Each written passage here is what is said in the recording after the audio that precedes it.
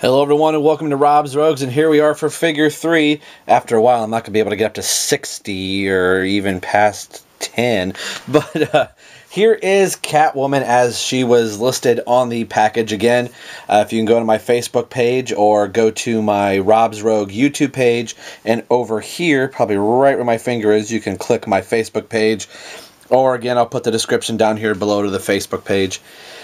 We are taking a look at Catwoman, as I have already made mention, and as I was deciding which figure I was going to review next, I was going to reach and grab a different Batman. I thought about putting up Robin right away, but I thought, oh, we'll kind of hold off Robin just a little bit longer. And when I went to go reach for one of the different Batmen that I have, just moving my hand over her head to go reach for something else, she fell right over. So I thought, okay, that's the sign that I'm supposed to review Catwoman next. Like I said, these are in really no particular order. I'm not even sure what they consider the first figure, second figure. I think Batman is technically considered the first figure in the line. But, so I just arbitrarily decided, okay, we're going to do Catwoman.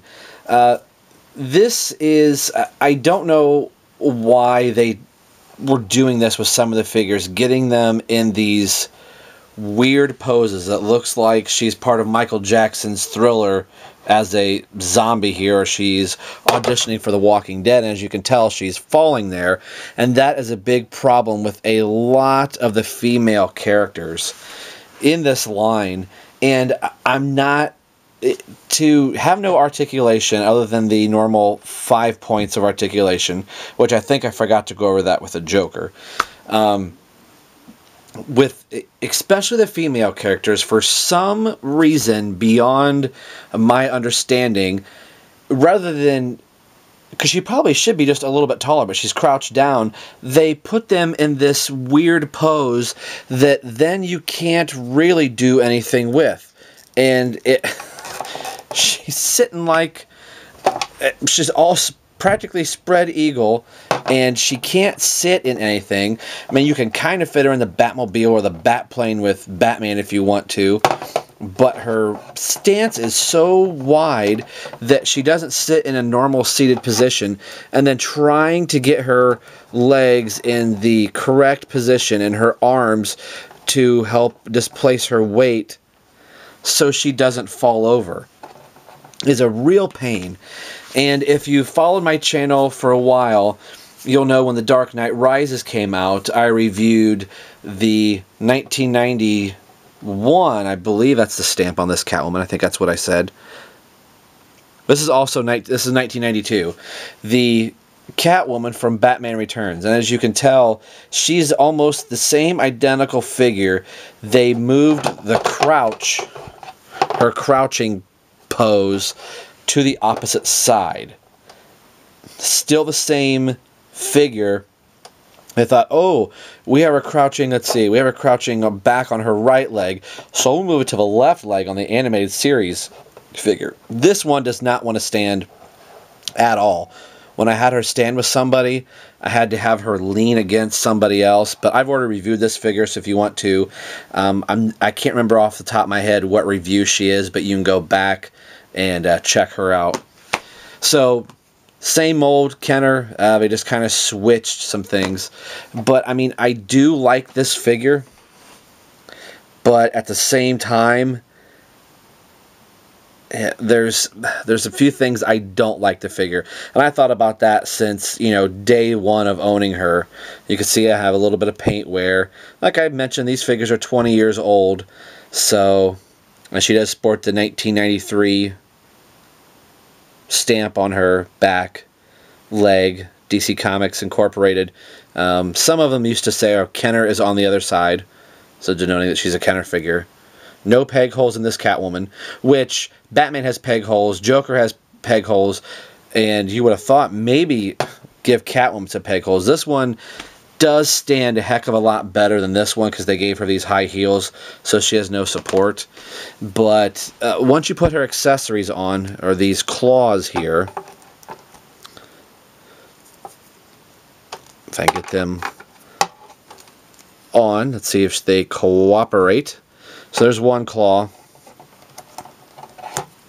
And there's the other. Now it becomes a real big weight issue with the figure. Like I said, 5 points of articulation. Head does go all the way around, but like Batman's, her head is really stiff. I don't know if that's a paint scuff on her. I'm just kind of checking the figure out.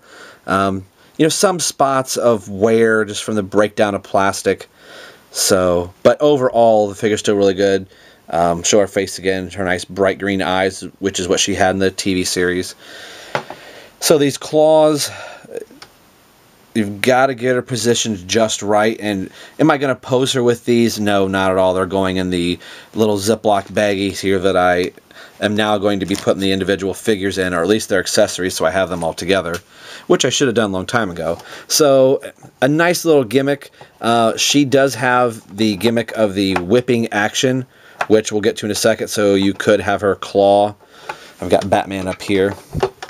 So you could claw at Batman and knock him down. So we take these claws off. And if you saw this Catwoman's review, she came with this whip, which is actually the same whip that this Catwoman comes with. So I think I have 3 of these whips. And you have to feed it through the bottom, if you saw that, through the bottom of her hand, and then pull the rest of it through, because you can't fit the bigger end down in really well for her to hold on to. So the whipping action still works the same way. If I can get it back just right. So this was more of how I had her posed with her whip. And the other accessory, which I did think was really cute, is Isis, her cat.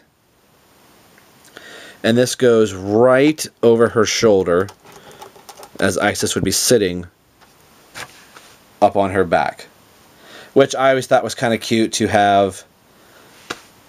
You can have Batman and Selina here, but as you could tell, at least in the video on the camera here, looks like she's leaning way back, as if to say, "Hey baby, what's up?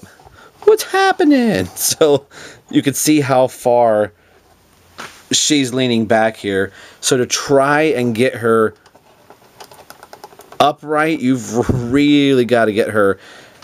See, now she looks pretty much normal. Now she won't stand at all. So I think this is a poor design in the Catwoman figure. It would have been just so nice if they would have made her like Batman, where she's completely standing straight up and down, no real bending. It doesn't serve. I know it's like, ooh, we'll get her in a dynamic pose. Well, she's stuck in this dynamic pose forever, and you can't do a whole lot with her. What really makes it hard, I don't know if we can get this all on film, is to start putting her on top of the play set, and it's hard to get her positioned just right. I know the play set's leaning a little bit, but she tends to fall over quite a bit. Now if I put Batman up here, he'll stand all day, every day up here, but Catwoman wants no part of standing on the play set. There's too many pieces on the roof, which we'll get to later. I used to have to prop her up leaning against something or holding on to something, so that was always kind of a pain. I like the figure. I just think it's a poor design, and you will see in more of the women figures that another woman figure has this same body pose, and they just used it over and over again, which is really poor. And we'll get into that more as these reviews go on. So I love this accessory, and I don't have her out with me. Maybe I'll bring her out when we get to another figure. That this cat, sometimes I pose with my DC-UC Catwoman, and looks really cool to have a cat in her arms or around her feet. So I still use this cat quite a bit, even if I don't use it with the animated series. I used to try and have her hold the cat, but it doesn't quite work. She can throw her cat, or looks like she's beating her cat, which I'm probably going to have PETA or PETA call me because I'm beating a rubber cat here.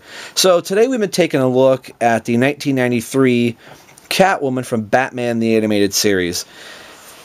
It's a nice figure to look at, but it's a real pain to try and get her standing. I mean, she's standing very, very well. If you have this Catwoman, that's just how you have to have her. I usually have this one in a back row, and she has to be propped up against somebody else to make her stand, but you start getting a little movement there, and she'll fall right over. And that's the problem with this one. On my shelf, if I heard a figure fall, 9 times out of 10, it was this Catwoman that caused the whole cascade of everybody to fall.